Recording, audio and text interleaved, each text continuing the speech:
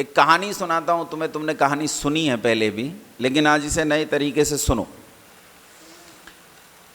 यजुर्वेद की 101 शाखाएं हैं। कितनी शाखाएं हैं? मैं कुल से यजुर्वेदी हूं, जैसे कुल से भी होते हैं ना, जन्मना होते हैं ना, बड़ा अहंकार लिए होते हैं तो जन्मना कर्मणा होता है, जन्मना तो कुछ होता नहीं है, लेकिन वो जन्मना कुल से मैं यजुर्वेदी हूँ। और यजुर्वेद की 101 शाखाएं होती हैं। 101 शाखाओं में एक ऋषि हुए हैं कठ ऋषि, उन्होंने एक शाखा लिखी है कठ शाखा, ये यजुर्वेद की है। और इसी कठ शाखा का एक उपनिषद है जिसे कठोपनिषद कहा जाता है। नाम सुना है कठोपनिषद का? कठोपनिषद की कहानी यह है कि एक पिता जो बहुत विद्वान थे, उन्होंने एक बड़ा यज्ञ किया और इस यज्ञ में अपना बहुत कुछ दान दे दिया। गौवें दान दे दी, हजारों गौवें, लाखों गौवें दान दे दी। तो जब वो गौवें दान दे रहे थे और ब्राह्मण उन गौवों को लेकर जा रहे थे, तो नचिकेता ने ध्यान से देखा कि जो गौवें दान दी जा रही हैं, ये गौवें तो बूढ़ी हो गई, न दूध देती हैं, न बच्चा जन सकती हैं, किसी काम की नहीं। हो सकता है इनमें से कई रास्ते में ही मर जाएं, किसी काम की नहीं। और जो बढ़िया मोटी मोटी गौवें हैं जो 50-50 लीटर दूध देती हैं, वो पिताजी ने पीछे वाली गौशाला में बांध ली, उन्हें किसी को दिखा भी नहीं रहे हैं। और ये सूखी गौवें जिनका कोई उपयोग नहीं है, उन गौवों को दान कर रहे हैं। बालक को ये बात अच्छी नहीं लगी और बालक ने अपने पिता से कहा कि पिताजी, इस यज्ञ में क्या दान दिया जाता है? उन्होंने कहा जो स्वयं का सबसे प्रिय वस्तु हो वो दान दिया जाता है। तो कहा यही तेरी सबसे प्रिय है? ये जो गौवें दान दे रहा है यही तेरी सबसे प्रिय है? वो जो पीछे बंधी हैं अच्छी गौवें, वो तेरी प्रिय क्यों नहीं है? वो प्रिय क्यों नहीं? अच्छा, मैं तुझे प्रिय हूं कि नहीं हूं? पिता ने कहा सबसे प्रिय है। नचिकेता पिताजी से कहता है कि पिताजी मुझे किसे दान दोगे? पिताजी ने उपेक्षा की। कई बार प्रश्न पूछा गया, उसने हर बार प्रश्न की उपेक्षा की, लेकिन फिर गुस्सा आ जाता है, क्रोध आ जाता है ना। ज्यादा बालक परेशान करे तो क्रोध आ जाता है। तो आजकल की भाषा में अगर कहें तो कहते तुझे तो ट्रक के नीचे दूंगा, गुस्से में आके कह देता है।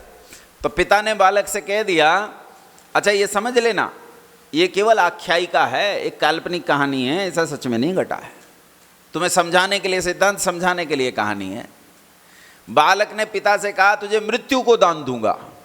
किसे दान दूंगा? तुझे मृत्यु को दान दूंगा। अभी कैलाश जी एक गीत गा रहे थे, मौत हमारा पीछा करे। अब उल्टी कहानी सुनो। नचिकेता पैदा हुआ था राम की वंशावली में। राम कौन? रघुकुल रीति सदा चली आई, प्राण जाए पर वचन न जाई। अब पिता ने कह दिया भैया अनुव्रत पितु पुत्रो मात्रा भवतु सम्मना। वेद कहता है बालक और बालिका अपने पिताओं के अनुव्रती होवें। अनुव्रती का मतलब क्या है? पिता के व्रत का पालन करने वाले। यहां दो बात आती हैं, ध्यान से समझना। पहले पिता व्रती होगा तब बालक अनुव्रती होगा। अगर पिता ही दारू पीता है तब इसका मतलब यह नहीं कि बालक खड़ा होकर यह कह देखो मेरे तो बाप दादा पीते चले आए मैं भी पीऊंगा।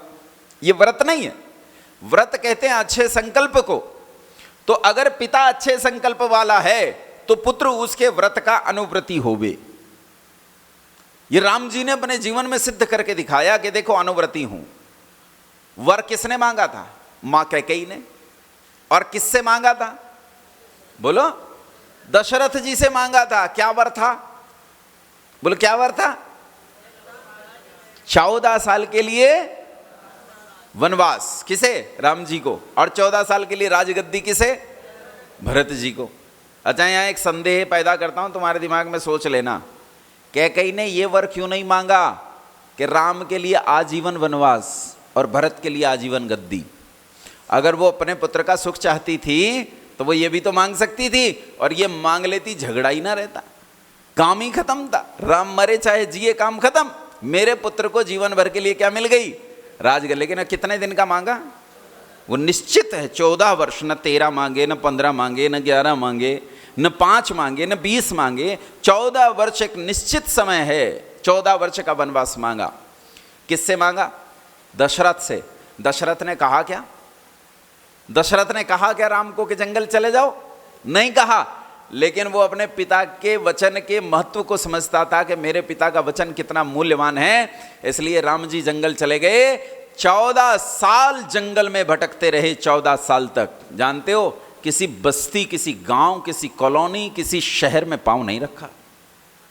बहुत लोग आए, महाराज हमारे यहां चलो, जंगल में रहता हूं भैया, वनवास है तो 14 वर्ष का अपने पिता का वचन पूरा करके दिखाऊंगा, वन में ही वास करूंगा, वन छोड़कर नहीं जाऊं। लंका जब जीत ली तो लंका के सारे मंत्री संतरी विधायक सांसद सब आए हैं, गृह मंत्री, रक्षा मंत्री, शिक्षा मंत्री सब आए, पैरों में पड़ गए, महाराज आपने लंका जीत लिया, वो लंका में पधारो। यहां तक के लक्ष्मण भी मोहित हो गए लंका को देखकर और कहते हैं कि लंका चलो, लंका जाकर देखो कैसा डिजिटल सिटी है। प्राचीन कहानियों से ये मत समझ लेना तुम जो सोचते हो वैसा है। सोचो कि वो अत्याधुनिक शहर था, ऐसा शहर जिसमें स्वचालित मार्ग थे, स्वचालित सीढ़ियां थी, चुटकी बजाने से लाइटें जल जाती थी, चुटकी बजाने से लाइटें बंद हो जाती थी, सोचने से द्वार खुल जाते थे। ऐसा आर्टिफिशियल इंटेलिजेंस पूरे लंका में रहा होगा, ऐसी कल्पना करो। लक्ष्मण भी मोहित हो गए और आकर भाई से आग्रह करते हैं, भ्राता जी एक बार मुंह उठाकर देख तो लो, कमाल की लंका है, कमाल का देश है जो हमने जीता है। तो राम जी मुंह फेर कर बैठ गए, लंका से मुंह फेर के पीठ करके बैठ गए और लक्ष्मण से कहते हैं, अपि स्वर्णमयी लंका न मे रोचते लक्ष्मण, जननी जन्म भूमिश्च स्वर्गादपि गरीयसी। कहते मुझे सोने जैसी लंका, सोने की लंका भी मुझे रुचिकर नहीं लगती है लक्ष्मण। मेरा तो मैया से मिलने का मन कर रहा है, मेरा तो अयोध्या की धूल में खेलने का मन कर रहा है, सरयू के कीचड़ में खेलने का मन कर रहा है, मुझे मातृभूमि की याद आ रही है, मुझे दौड़कर अयोध्या लेकर चल, मैं लंका देखना नहीं चाहता। अनुव्रतः पितुः पुत्रो मात्रा भवतु सम्मना, वन में रहूंगा 14 वर्ष तक, जंगल में पांव, वो किसी शहर में पांव नहीं रखूंगा। नचिकेता उसी परंपरा में।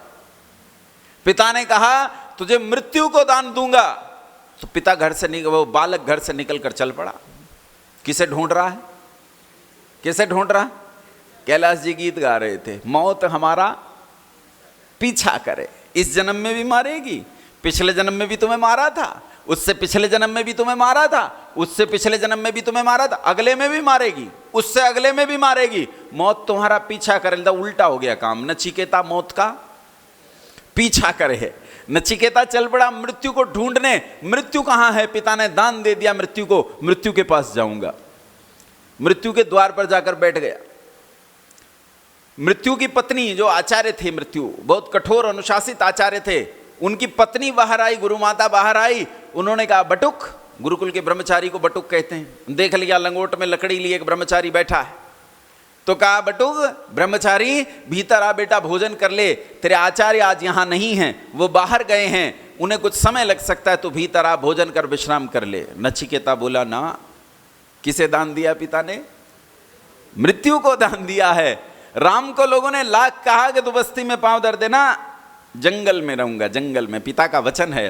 नचिकेता कहता है पिता ने मृत्यु को दान दिया है, मृत्यु की ही गोद में बैठूंगा, मैया तेरी गोद में नहीं बैठूंगा, मृत्यु को आने दे, उन्हीं से बात करूंगा, तुझसे बात नहीं करूंगा। अरे भोजन कर ले, पानी नहीं, नहीं भोजन करूंगा, ना पानी पीऊंगा, नहीं पीऊंगा भोजन।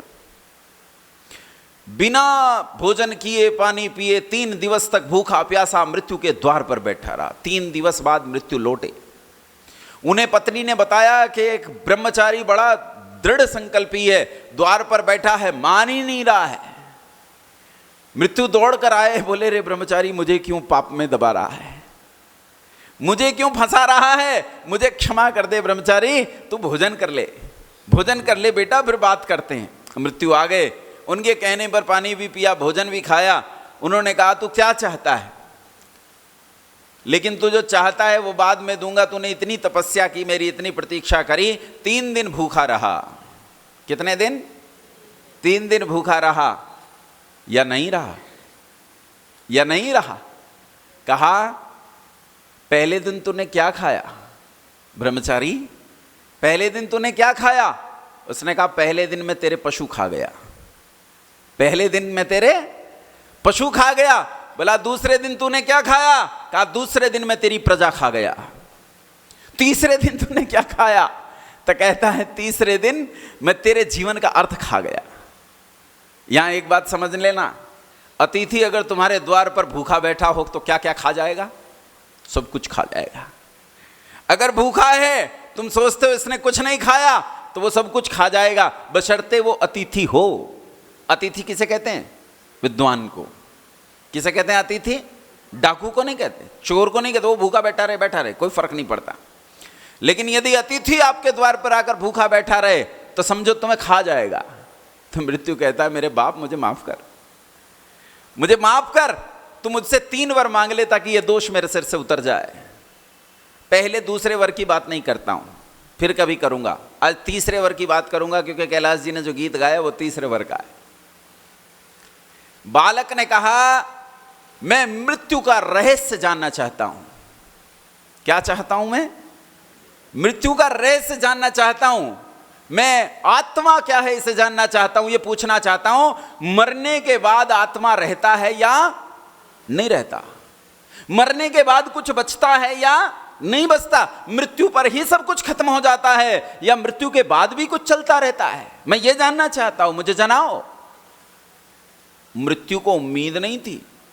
12 साल का बालक ये प्रश्न पूछेगा, 12 साल का बटुक ये प्रश्न पूछेगा कि मृत्यु के बाद कुछ रहता है कि नहीं रहता, आत्मा शेष बचता है कि नहीं बचता।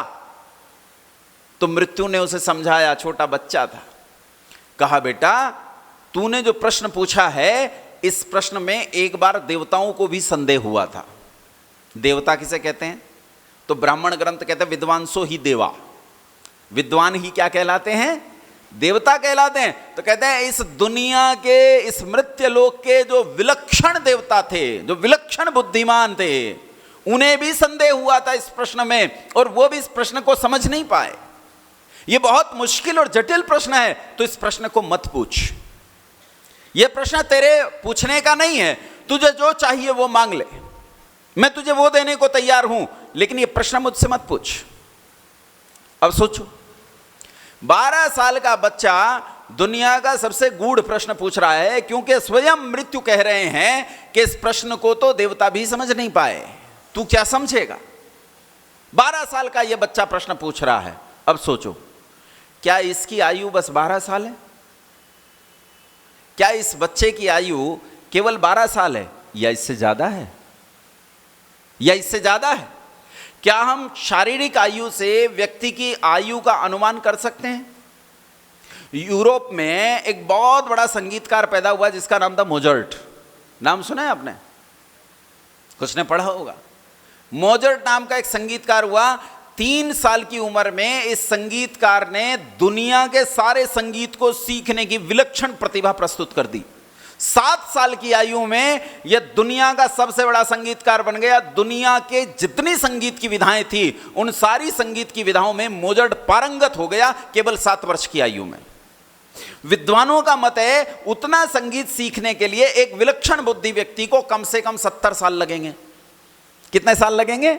70 साल लगेंगे। अच्छा, किसी काम को करने में 70 साल लगते हैं तो यह ना समझना कि मोजर्ट को 70 साल नहीं लगे। मोजर्ट को भी 70 साल लगे संगीत को सीखने में, लेकिन वो 63 साल पहले प्रयास कर चुका था। बचे हुए कितने थे? बचे हुए कितने थे? 7 वर्ष थे। एक छोटा सा बालक जो तुम्हारे घर में पैदा हुआ है वो कोरा कागज नहीं है, वो कोरी किताब नहीं है, वो बहुत कुछ लेकर आया है अपने साथ। उसका विद्वान की तरह स्वागत करो। न जाने कौन तुम्हारे घर में लौटा है, न जाने कौन तुम्हारे घर में वापस आया है। ये कौन है? कितने विद्या ले रहा है पता नहीं, इसका सम्मान करो। ये विलक्षण हो सकता है, यह अत्यंत बुद्धिमान हो सकता है, ये मोजर्ट हो सकता है। कई बार हम शरीर को देखकर तय नहीं कर पाते कि इस आदमी की आयु कितनी है।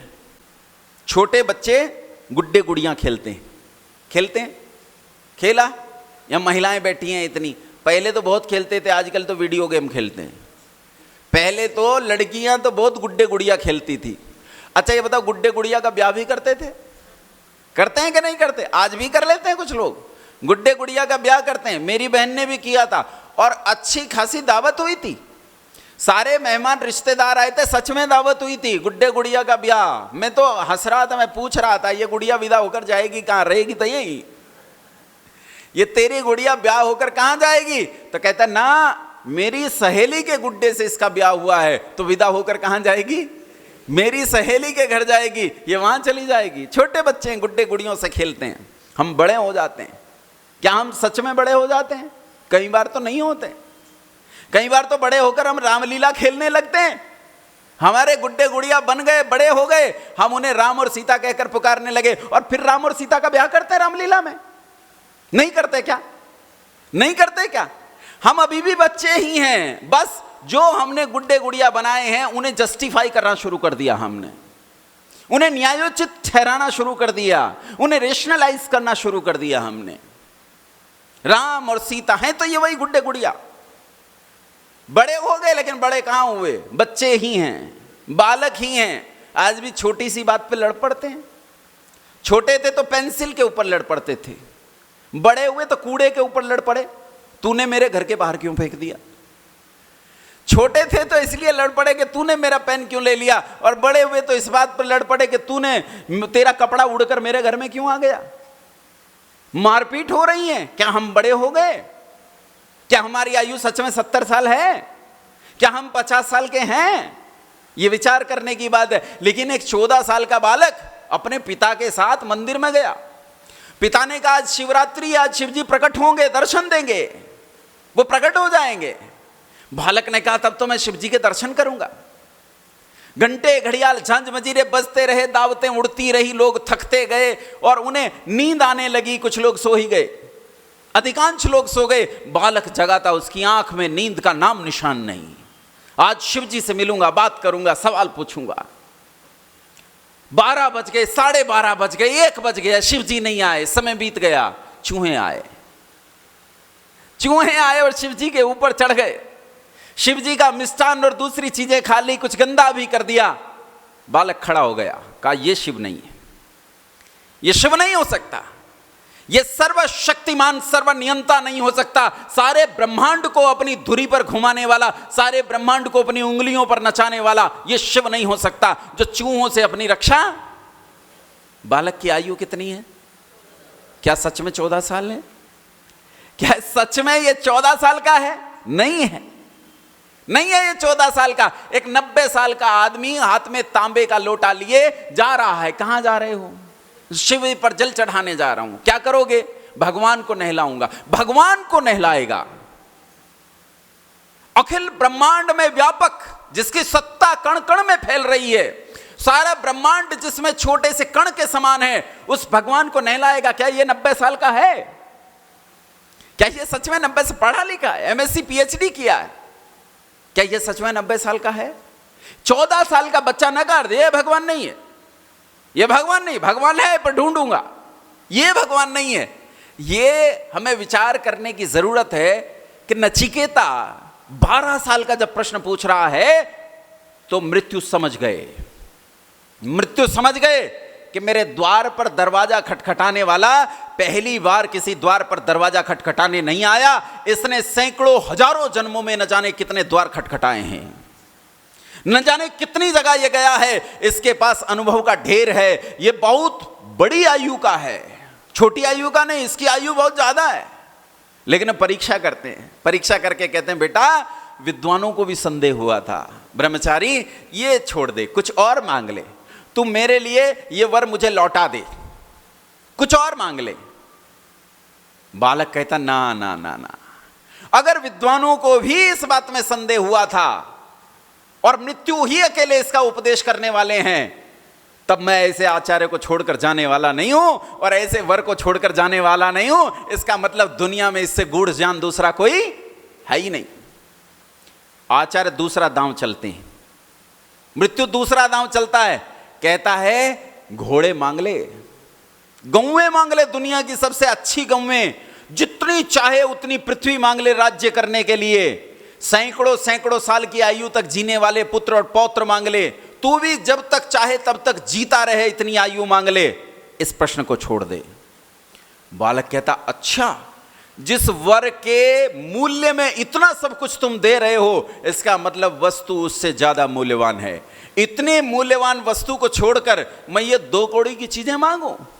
नहीं मांगूंगा। इतना मूर्ख नहीं हूं मैं, ऐसा मूर्ख भिक्षुक नहीं हूं, मैं बहुत चतुर भिक्षुक हूं। मुझे पता है मुझे मूल्यवान वस्तु चाहिए, मैं वही लूंगा। आचार्य समझ गए छात्र सामान्य नहीं है, लंबी आयु बिताकर मेरे पास लौटा है। ये बालक कैसा है आचार्य समझ गए, लेकिन आचार्य ने आखिरी दांव चला जिसमें कोई भी फंस जाता है, कोई भी फंस जाता है। आचार्य कहते हैं दुनिया की जो सबसे सुंदर स्त्रियां हैं वो ले ली, ऐसी सुंदर स्त्रियां जो तूने संसार में देखी नहीं है, ऐसी सुंदर स्त्रियां ले ले, उनका सुख ले ले, उनके आसपास के जितने भोग होते हैं वो सारे भोग ले ले, लेकिन ये प्रश्न छोड़ दे। बालक बोला ऐसा नहीं हो सकता, दो दो कौड़ी की चीजों के लिए मैं संसार के सर्वोत्तम मूल्यवान वर को छोड़ दूं, ये नहीं हो सकता। आचार्य मुझे ये बताओ मृत्यु क्या है, मैं इस रहस्य को जानना चाहता हूं, मुझे यह रहस्य प्राप्त करना है। ये जो आयु बालक जी रहा है, ये जो बालक 12 साल का है, ये 12 साल का नहीं हो सकता है, ये 120 साल का हो सकता है ये 1200 साल का हो सकता है ये 12,000 साल का हो। आपको क्या लगता है दयानंद, उसके आसपास का पूरा माहौल, पिता शिव के भक्त हैं, पूरा समाज शैवों का है, चारों ओर शिव को, बालक भी खुद शिव में बहुत श्रद्धा रखता है, घर संस्कृत पाठी है, संस्कृत भाषी है, घर में सब संस्कृत बोलते हैं, संस्कृत पाठी लोग हैं, वेदाध्यायी हैं। इतनी आयु तक बालक 2 वेद कंठ कर चुका है, इतना बुद्धिमान बालक, ऐसे घर में पैदा हुआ बालक, ऐसे माहौल में पैदा हुआ बालक जिसे दुनिया ईश्वर मानती है, उसके ईश्वर होने पर संदेह प्रकट करता है। क्या ये इसका यही जन्म था? यह हजारों जन्मों का पुरुषार्थ है, हजारों जन्मों का। बिनेट नाम के एक आदमी ने संसार में मनुष्य की मानसिक आयु कितनी होती है इसका फॉर्मूला तय किया। मानसिक आयु निकाली जा सकती है तो 2 आयु हो गई, एक शारीरिक आयु और दूसरी मानसिक आयु। मानसिक आयु शरीर से ज्यादा भी हो सकती है और शरीर से कम भी हो सकती है। बोलो होती है कि नहीं? कई बार तुम अपने घरों में देखो, तुम्हारे घर में एक छोटा सा बच्चा होता है और तुम कहते हो भाई बड़ी बड़ी बातें करता है, होता है कि नहीं? छोटा सा बच्चा ही कई बार बहुत बड़ी बड़ी बातें करता है। मेरी बहन जब छोटी थी तो वह ऐसे मुहावरे प्रयोग करती थी कि बड़े बड़े लोग उनका वाक्य प्रयोग ना कर सकें, लेकिन कहीं से सुन लिया, खट से इस्तेमाल करते और व्यवहार में इस्तेमाल करती थी। हम कहते थे शाम को जब सोती थी, मेरे अच्छी तरह याद है, कक्षा 6 में थी, 10 साल की जब चारपाई पर लेटती थी तो कहती थी देखो तो जरा बाहर का दरवाजा बंद हो गया है क्या, कपड़े ऊपर टंगे थे वो उतार लिए क्या, बारिश का माहौल है, बारिश आ सकती है, वो भीग सकते हैं। रसोई का दरवाजा भी खुला रखा था, कहीं बिल्ली दूध न पी जाए। तो मेरी माँ कहती थी ये दादी कहाँ से पैदा हो गई हमारे घर में, ये दादी है। कई बार छोटे बच्चे बड़े सावधान होते हैं और कई बार बच्चे बड़े लापरवाह होते हैं। देखे आपने ऐसे लापरवाह, लड़का आएगा अपना बैग वहां मारा फेंक के, अगले दिन बैग ढूंढ रहा है, बैग कहाँ गया, मोजा फेंक दे, कभी मोजा नहीं मिलेगा, हमें नहीं मिला आज तक, ढूंढते रहते हैं कहां गया। घर में अगर कन्याएं ना हो तो इनके मोजे ही नहीं मिले, इनका सामान ही नहीं मिले। घर में ऐसे लोग पैदा हो जाते हैं 40-50 साल के हो जाते हैं, 60 साल के हो जाते हैं, उन्हें चीजें नहीं मिलती अपनी। और ऐसे चतुर लोग होते हैं क्या अंधेरे में भी कोई सामान कहीं रखा था, 2 महीने बाद उनसे पूछ लो कि वो सामान कहां रखा था तो अंधेरे में उठा के दे देंगे, ये रखा सामान। मानसिक आयु अलग और शारीरिक आयु हो सकता है एक 60 साल के आदमी की मानसिक आयु केवल 10 साल हो, और हो सकता है एक 10 साल के बच्चे की मानसिक आयु 50 साल हो, ये संभव है। लेकिन जानते हो पश्चिम में 2 संप्रदाय पैदा हुए, 3 हुए, एक यहूदी, एक ईसाई और तीसरे मुसलमान। इनके यहां पुनर्जन्म की अवधारणा नहीं है, पुनरागमन नहीं है, इसलिए ये बस 2 आयु सोच सकते हैं, एक शारीरिक आयु और दूसरी मानसिक आयु। लेकिन भारत और भारत में पैदा हुए दार्शनिक मत वो एक तीसरी आयु के बारे में भी विचार करते हैं, और वो तीसरी आयु क्या है? आत्मिक आयु। कौन सी आयु है? आत्मिक आयु। और आत्मा सबका समान उम्र का है, आपका और मेरा सबका आत्मा समान उम्र का है। आत्मा तो अनादि है, अनादि है तो फिर इसकी कोई आयु नहीं। तो जो यहां मुझसे बड़े बैठे हैं 60-70 साल के, उनकी आयु मेरे बराबर ही आत्मिक आयु, और जो मुझसे छोटे बैठे हैं उनकी आत्मिक आयु भी मेरे बराबर है। हम सब एक समान आयु के हैं, हमारी आयु अलग अलग नहीं है, आत्मा की आयु अलग अलग नहीं है। लेकिन मानसिक और शारीरिक आयु, मानसिक आयु वहीं रुक जाती है जहां आप संसार के भोग में फंस जाते हो। सेकेंड वर्ल्ड वॉर में अमेरिका ने अपने सैनिकों की मानसिक आयु निकलवाई, तो उनकी मानसिक आयु आई किसी की 13 साल, किसी की 14 साल, किसी की भी आयु 13-14 साल से ज्यादा नहीं आई, जबकि वो तो 50-50 साल के थे, 40-40 साल के थे, लेकिन मानसिक आयु कितनी आई?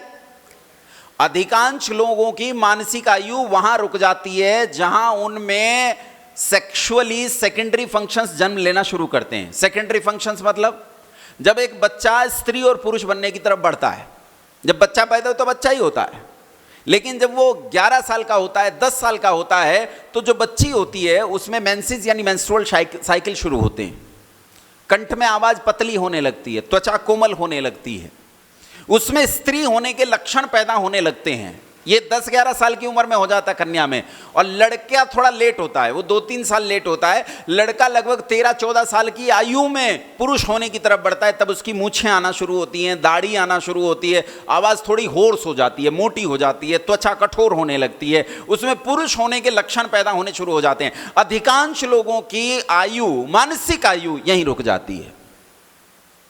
95% लोगों की मानसिक आयु यहीं रुक जाती है। 95% लोग जीवन भर इस 10-11 साल और इस 13-14 साल के फेर से बाहर ही नहीं निकल पाते, वो जीवन भर इसी में रह जाते हैं। एक लेखक हैं, बड़े लेखक हुए, पंजाब के बड़े विद्वान माने जाते हैं, वो मैं विद्वान मानता हूं कि नहीं ये दूसरी बात है, दुनिया मानती है। खुशवंत सिंह नाम सुना है? टाइम्स ऑफ इंडिया के एडिटर इन चीफ रहे। खुशवंत सिंह कहते हैं जब सेक्सुअल डिजायर्स हैं आदमी की, जब वो अपनी युवावस्था में होता है तो ये उसके ऑर्गन्स में रहती हैं, लेकिन जैसे जैसे उसकी आयु बड़ी होती है तो ये ऊपर बढ़ने लगती है, ऑर्गन्स तो खराब होने लगते हैं, वो काम नहीं करते, फिर ये ऊपर बढ़ने लगती है, फिर ये पेट में आता है मतलब कैसे? जैसे स्त्री पुरुषों को देखकर, पुरुष स्त्रियों को देख के अब ऑर्गन्स सामर्थ्यशाली नहीं रहे हैं, लेकिन उन्हें पेट में गुदगुदी होती है उन्हें देख के, फिर ये और ऊपर बढ़ता है तो केवल हृदय में आ जाता है, फिर और आयु आती है, 60-70 साल की आयु आती है तो ये कंठ में आ जाता है, और जब आयु इतनी हो जाती है कि शरीर के सारे अंग खराब हो जाएं तो ये दिमाग में रह जाता है, बस दिमाग से यही सोचता है और कुछ नहीं सोचता, और उसकी आयु वही की वही है, 10 साल, 11 साल या फिर 13 और 14 साल। पुरुष स्त्रियों से थोड़ा सा देर में मैच्योर होते हैं, वो देर में बड़े होते हैं, देर में समझदार होते हैं। कन्याएं थोड़ा जल्दी समझदार होती हैं, जल्दी बड़ी होती हैं, जल्दी प्रौढ़ होती हैं। इसलिए बंधुओं, नचिकेता ने जो प्रश्न पूछा था, ध्यान से सुनना मेरी बात, जो लोग जाग रहे हैं, कुछ तो सो गए, लेकिन जो लोग जाग रहे हैं वो ध्यान से मेरी बात सुनना, कि नचिकेता ने जो प्रश्न पूछा है ये प्रश्न बहुत महत्वपूर्ण है। ये प्रश्न सामान्य प्रश्न नहीं है कि मृत्यु क्या है, और जानते हो दुनिया का सारा दर्शन, सारी फिलॉसफी इसी सवाल से शुरू होती है। दुनिया का सारा दर्शन इसी से शुरू होता है कि मृत्यु के बाद आखिर क्या हो। दुनिया का सारा धर्म यहीं से शुरू होता है, और दुनिया का सारा अधर्म भी यहीं से शुरू होता है, क्योंकि एक आदमी कल्पना करता है कि मृत्यु के बाद 72 हूरें मिलेंगी। हूरें कैसे मिलेंगी? बोले काफिरों की हत्या करके मिलेंगी। तो अधर्म भी यहीं से जन्म लेता है, और मेरे साथ मेरे पुण्य कर्म जाएंगे, इसलिए यज्ञ करना चाहिए, परोपकार करना चाहिए, चींटियों को आटा डालना चाहिए, गाय को रोटी देनी चाहिए, दीनहीन गरीब की सहायता करनी चाहिए। धर्म भी यहीं से शुरू होता है। अगर आपके मरने के बाद कुछ बचे ही नहीं तो फिर धर्म और अधर्म का कोई महत्व बोला नहीं है। फिर आप क्या हो? आप हाड़ मांस का यंत्र हो, क्योंकि मरने के बाद एक धार्मिक और एक गुंडे में कोई अंतर नहीं रह जाएगा, दोनों राख हो जाएंगे। दोनों की क्या बचेगी? राख बचेगी। सब कुछ टिका है इसी पर कि मृत्यु के बाद आखिर क्या होता है। तो बंधुओं, मैं तुमसे एक बात कहता हूं, एक गीत गाया कैलाश जी ने कि मौत हमारा पीछा करे है, लेकिन मैं तुमसे ये कहता हूं तुम्हारे जीवन की सार्थकता तब होगी जब तुम मौत के पीछे लग जाओ। किसके पीछे लग जाओ? मौत के पीछे लग जाओ। आम लोग मौत से डरकर दूर भागते हैं। ये 5 क्लेशों में से एक क्लेश है जिसका नाम है अभिनिवेश। क्या नाम है इस क्लेश का? अभिनिवेश नाम है। अविद्या, अस्मिता, राग, द्वेष, अभिनिवेश, ये 5 क्लेश हैं। अविद्या, उल्टा ज्ञान, अस्मिता, जुड़ाव। भैंस मर गई, आदमी कहता मैं मर गया। मरी भैंस है, आदमी क्या कहता जी हम तो मर गए। अरे तू कहां मरा, तू तो जिंदा खड़ा, तू तो जीता खड़ा है। लेकिन हम क्या कहते हैं, हम मर गए। अविद्या, अस्मिता, राग, जुड़ाव किसी चीज के साथ बहुत ज्यादा। मैं पुत्र के बिना नहीं रह सकता, पुत्री के बिना नहीं रह सकता। द्वेष, इसका उल्टा। और आखिरी है अभिनिवेश। अभिनिवेश कहते हैं हर आदमी मरने वाला है, लेकिन कोई भी मरना नहीं चाहता। और जब तुम इससे डरकर भागते हो तब ये क्लेश है, लेकिन जब तुम इसका सामना करते हो तब तुम मानो विद्या की ओर बढ़ रहे हो। जानते हो, तुमने सड़क पर एक कुत्ता देखा होगा, देखा है? और कुत्ते से डरने वाला एक बच्चा देखा होगा।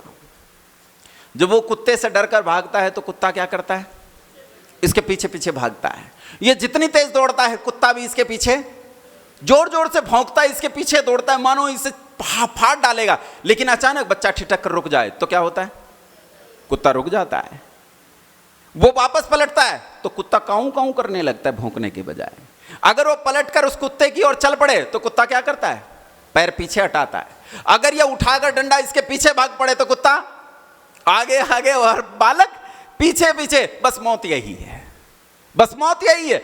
जब तुम इस मौत रूपी कुत्ते से दूर भागते हो तब ये तुम्हारे पीछे भौंकता हुआ भागता है। लेकिन जिस दिन तुम ठिठक कर मौत की आंखों में देखोगे, उस दिन मौत ठिठक जाएगी, तुम्हारे पास आने से डरेगी, तुम्हारे निकट आने से डरेगी। और जब तुम मौत की ओर चल पड़ोगे, मौत का अतिक्रमण कर दोगे, तब ये मौत तुमसे दूर भागेगी, मृत्यु तुम्हें नहीं आएगी। दयानंद जिस दिन घर से निकला उससे पहले उसके घर में 2 घटनाएं घटी। एक, उसका चाचा मर गया और इसकी बहन मर गई। एक की मृत्यु पर बहुत रोया और एक की मृत्यु पर बिल्कुल नहीं रोया। जब लोगों ने नहीं रोया तो लोगों ने सोचा इसे सदमा बैठ गया। लोगों ने उसे समझाया, लेकिन बच्चा ये सोच रहा था, क्या मैं भी मर जाऊंगा, क्या मौत मुझे भी खा जाएगी? कहा ना, मौत मुझे नहीं खा सकती। मैं मौत से क्यों डरूं, मौत मुझे क्यों मार डालेगी? मैं मौत के पीछे जाऊंगा और देखूंगा इसकी हद क्या है, कहां तक ये क्या कर सकती है, इसका सामर्थ्य कितना है। और वो मौत के पीछे चल पड़ा। मौत आगे आगे और दयानंद पीछे पीछे, मौत आगे आगे और दयानंद पीछे पीछे, मृत्यु आगे आगे और नचिकेता पीछे पीछे। ये नचिकेता जब मृत्यु के पीछे पड़ जाता है तो मृत्यु को अपने सारे रहस्य नचिकेता के सामने उद्घाटित करने पड़ते हैं। मृत्यु को अपने सारे रहस्य इस नचिकेता के सामने उद्भासित करने पड़ते हैं। इसे बताना पड़ता है कि मैं क्या हूं, इसे बताना पड़ता है कि मृत्यु का परला सिरा क्या है। इसलिए बंधुओं, इस मृत्यु के पीछे चलना शुरू करो, इससे डरो मत। और इसके पीछे चलने का तरीका क्या है? इसके पीछे चलने का तरीका तुम्हें ऋषियों ने बताया है। जो तुम जीवन में कर्म करते हो, कितने ही भले काम कर लो, ये भले काम तुम्हें कभी भी मृत्यु से नहीं बचा सकते। जब तुम पुण्य करते हो तो यह भी तुम्हारी मृत्यु को तय करता है, पाप करते हो तो यह भी तुम्हारी मृत्यु को तय करता है। क्योंकि पुण्य करोगे तो उसका कर्माशय बनता है, जिससे सुख मिलेंगे और सुखों के लिए जन्म लेना पड़ेगा और जन्म के लिए मरना पड़ेगा, मृत्यु आएगी। जब तुम पाप कर्म करोगे तो उसका कर्माशय बनेगा, उससे दुख उत्पन्न होंगे, उन दुखों के लिए जन्म लेना पड़ेगा, लेकिन जन्म लेने के लिए मरना पड़ेगा। तुम पुण्य कर लो या पाप कर लो, दोनों ही तुम्हें मृत्यु की ओर लेकर जा रहे हैं। लेकिन जब तुम पाप और पुण्य का अतिक्रमण करके उस ओर बढ़ते हो जहां न पाप है न पुण्य है, तब तुम मृत्यु के अधिकार क्षेत्र से बाहर निकल जाते हो। और उस अवस्था का नाम है मुक्ति। उसका नाम क्या है? और मुक्ति कैसे प्राप्त होती है? विद्या से। किससे प्राप्त होती है? विद्या से। किसे कहते हैं विद्या? सा विद्या या विमुक्तये, जो बंधनों से छुड़ा दे, उसका नाम क्या है? विद्या है। और उस विद्या का ही नाम वेद है। क्या है उसका नाम? वेद। अब मेरे साथ दोहराओ, बोलो वेद सब सत्य विद्याओं का पुस्तक है। वेद का पढ़ना, पढ़ाना, सुनना, सुनाना सब आर्यों का परम धर्म है। वेद ही विद्या है। और जब वेद विद्या में जाते हो तो तुम अष्टांग योग के माध्यम से उपासना करते हुए मृत्यु को तर जाते हो। ऋषि दयानंद लिखते हैं, विद्याम च विद्याम यस्तद्वेदो भयम स। कहता तो वेद है।